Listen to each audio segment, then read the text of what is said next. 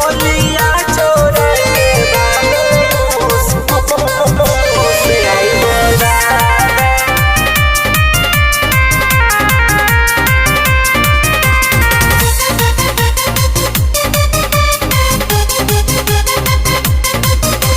भौजी परेशान भैया हो खतावे खुश आई हो दादा। भौजी परेशान भैया हो खतावे खुश आई हो दादा। चोलिया चोरा के भागल मुँह से आई हो दादा। चोलिया चोरा के भागल मुँह से आई हो दादा। चोलिया चोरा के भागल मुँह।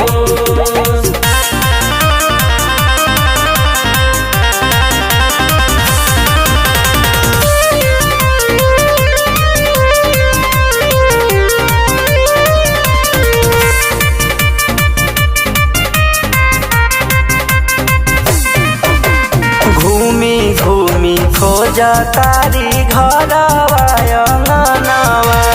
पूरा अलमारी के उलटेली सामनवा। घूमी घूमी खोजा तारी घरवा अंगनवा। पूरा अलमारी के उलटेली सामनवा। पूत गयल चोली लेके बिलिये में घुस आई हो दादा। पूत गयल चोली लेके बिलिये में घुस आई हो दादा। चोलिया चोरा के भागल मुँह से आई हो दादा। चोलिया चोरा के भागल मुँह से आई हो दादा। चोलिया चोरा के भागल मुँह।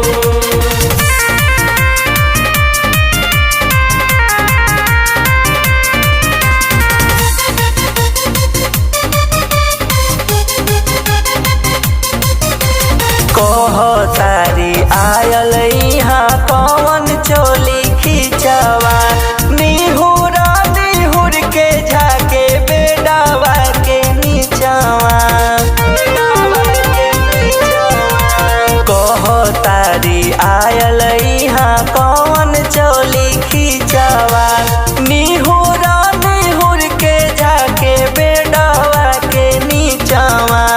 हंस दिहले भैया गईनी उनहु पे रूस आई हो दादा।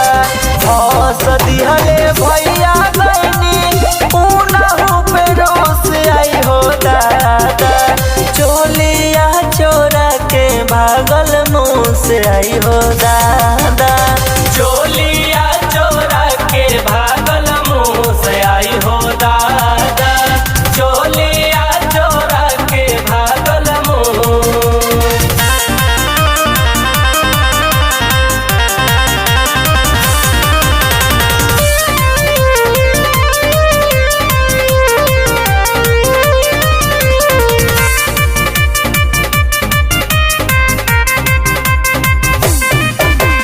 भैया समझावे जानी कर मोड़ हाफ हो। दूसरा मांगा देव दे द चोलिया के नाप हो।